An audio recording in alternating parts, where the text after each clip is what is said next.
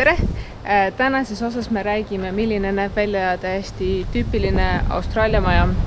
Kui teid need videod huvitavad, siis palun visake like ja subscribe ja kui teil on mingi küsimusi meie tegemiste kohta, siis kirjutage need alla kommentaariumid. Minu selja taga on siis meie Airbnb.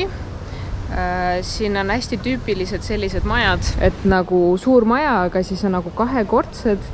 Siin all on nagu garaasid ja siis alumistel nagu põhimõtteliselt ei elata, et on nagu ülemal, see on nagu täiesti eraldi ja meie oma on siis sealpool.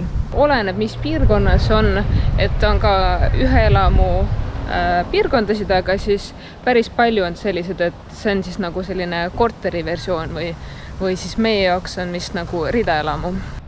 See, mida Austraalias ma märkasin ka päris paljudel majadel on sellised nagu mis ongi siis rulood või? Rulood on nagu väljaspool akent, et siis hästi palju on see, et päike ei paistaks otse sisse. Jaa, näitasid jah. Vaata, ja ta on nagu reaalselt mingi pool meetrit nagu majast eemal lihtsalt ehitatud selline siis põhimõtteliselt kate, et otsest päikest ei paista sisse.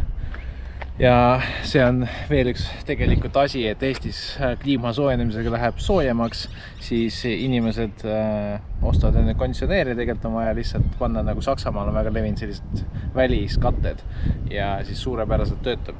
Siin on veel üks hea näide, et nendele akendele pannakse siis mingisugused füüsilised katted ette, et siis nii palju päikest ei paistaks sisse. Ja see on siis nagu, see on ikka eraldi majad, jah? See on eraldi majad. Aga seal on vaata koos. Jah, see on jah. See tundub ka nagu selline ridaelamulaadne asi. Siin on siis uuemat tüüpi maja, aga loogika on siis sama, et nagu kaks maja vaatad üksteisele vastu. All on garaasid ja siis nagu üleval elatakse, et siis see on nagu siuke, ma ei teagi, kas see on äkki townhouse või on 9 korterit on siis siin. Ja räägime siis tänavast ka, et see vist on uus arendus, siis siin on vist äkki kohustuslik kõnnitee, aga enamus sealt majadel ei ole kõnniteid ja siin on kohe näha, et lihtsalt kõnnitee lõpeb ja Vlad ei oska midagi teha ja kuhugi minna. Ja Vlad on pahane. Vlad on pahane. Kus on jalakäijateed? Kus on jalakäijateed? Inimesed käivadki niimoodi muruplatsi peal koos koertega jalutamas ja vanad inimesed jalutamas ja niimoodi. No tegelikult enamus sealt inimesed ei käi siin jala. Et me oleme suht sellised värded siin, et autojuhtidele pinnuks silmas, et see on väga nagu autokeskne ja iseenesest tänavad on hästi suured ja laiad, aga nende äätes kõik pargitakse. Aga kuna see on elamupiirkond, siis õnneks neid autosid ei ole ka nii palju. Siin paremat kätt tegelikult on kanalid, kus siis väga paljudel on siin oma paadid, siis saab paadi lasta vette ja siis saab mööda kanalit minna jõe peale ja siis jõe pealt saab minna ookeani peale. Aga mul on siuke arvamus, et see kanal on ehitatud pigem vee äravooluks kui siis paatide sisse laskmiseks. Siin on hästi palju, need autodel on sellised katted klaasi peal. Et ma olen siis aru saanud, et see päike siin on ikka väga jõhker, et siin põhimõtteliselt aastaringselt on UV 10-12, põhimõtteliselt maksimum, mis üldse saab. Ja on lugusid, kuidas armatuur, musta värvi armatuur on täiesti ära sulanud.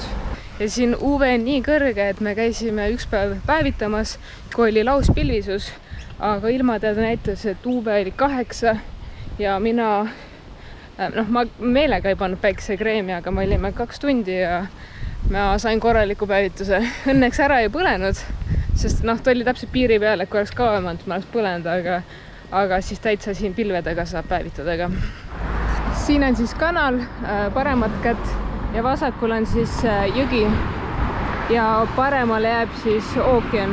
Umbes 500 meetrit on ookeanini. Nii, lähme siis tuppa. Selline on siis eesruum, et me lähme siis teisele korrusele ja all ei ole mitte midagi.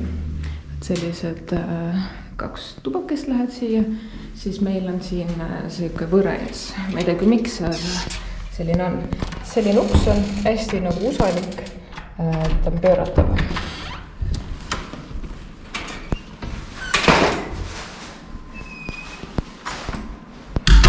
nii, sellest uksest veel, et siin on selline loll lukusüsteem, et lihtsalt vajutad nuppu ja on lukus. Et tegelikult eraldi lukukeelt ei ole. Et ma arvan, et suhteliselt kehv lukk on. Ja üleüldse see uks on hästi kehva, sest et nad ei ole kuulnud vist tihendites. Ja siin paar päeva tagasi olid hästi niisked ilmad ja meil on konditsioneer ja siis me panime konditsioneeri käima, et kuivatada õhku. Siis me tulime õuest sisse ja me tundsime trepikojas, kuidas meie ukse alt tuleb külma õhku nagu sinna kuuma trepikotta ja nagu langeb. Nii, selline on siis ülejäänud tuba. See on siis elutuba. Ja siin on siis köögipool, et siin on väike kööginurgake. Mingid jalanõude kohta siin ei ole, et meie hoidsime siin jalanõusid. Et täna meil on viimane päev, me siis tunni aja pärast peame ära minema. Siis siin on meie kohvrikesed, aga siis siin on hästi suur rõdu, lähme vaatame rõdule. Et siin samamoodi need aknad on jõle kehvad, need on kõik ühekordsed, kõike müra kuulab läbi ja samamoodi ei ole nagu tihendeid, et kui on siin tuulisem päev olnud, võib-olla lihtsalt akna kvaliteet on kehv, lihtsalt sellel konkreetsel korteril, et tuul tõmbas, isegi kui aknad olid kinni. Aga siin kõikidel rõdudel on siis selline võre ees, et siis tulevad sellised uksed lahti. Et siis igasugused putukad ei tuleks. Nii, nüüd oleme rõdul, väga suur rõdu on, seal on konditsioneer ja siis see on tegelikult vist ei ole rõdu, vaid see on lodža. Seal on vlad, seal on siis taimekesed ja esimene korrus, seal on naabriõu ka. Aga lähme tagasi sisse.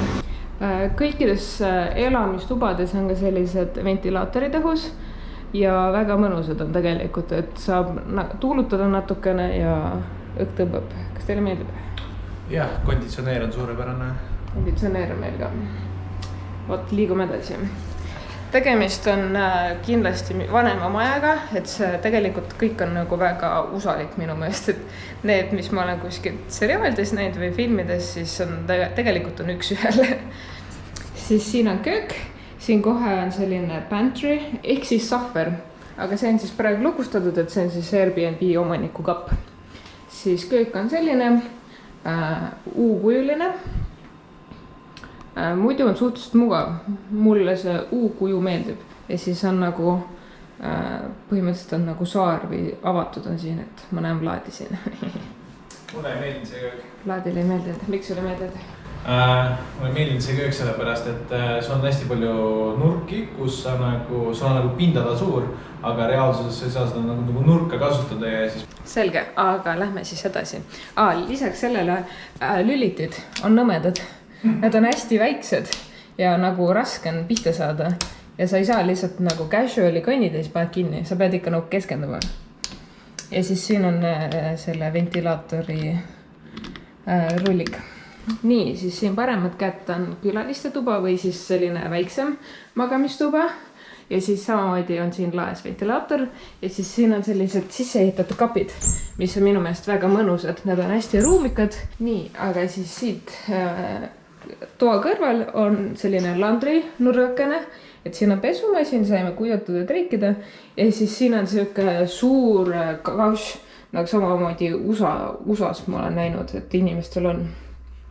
Et siis saad siis leotada siin riideid ja tegeleda riiete nurgaga. Ja siis siit edasi on WC. WC on muidu selline tavaline, aga mis on huvitav, siin on skylight olemas. Et siin nagu skylight jagatakse vetsu ja vannitoa vahel, et vetsul on natuke väiksem skylight. Aga siis lähme mööda väikest koridori edasi, siin on siis vannituba. Siin on siis maali. Ja siis siin on see suurem skylighti osa, et näeb nagu katusele. Mulle meeldib, siis on nagu avaram on natukene. Siis siin on 2 kraanikaussi. Pistikud on seinas. Pistikutel samamoodi on siis need lülitid, mis siis saab sisse ja välja lülitada, et pistik töötaks. Ja siis siin on siis duš. Ta on nagu siuke dušinurk, aga ta on nagu suurem, kui näiteks Eestis on. Et on kordades tegelikult ruumi nagu mõistlikult. Aga jama on see, et siin dušis on see 2 segistiga külm ja soe vesi. Et ma paar korda isegi kõrvatasin ära ennast, sest et väga raske on nagu vett reguleerida. Ja siis siin on siis teine uks, mis siis viib magamistuppa, aga lähme siit poolt.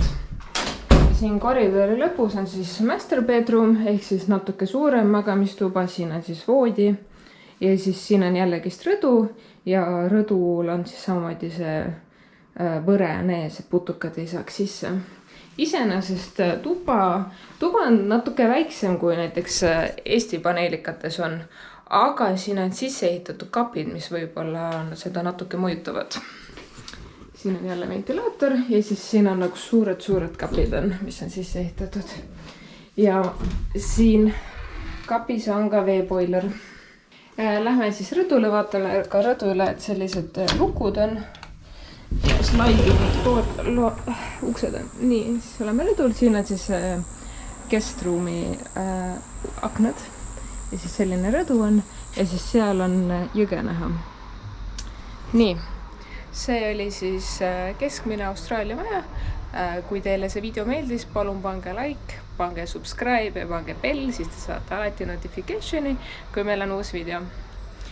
Kui teil on mingid huvitavad küsimusi või mingid huvitavad videoideed, milles teha videosid Austraalias, siis kirjutage see kommentaaridesse. Ciao!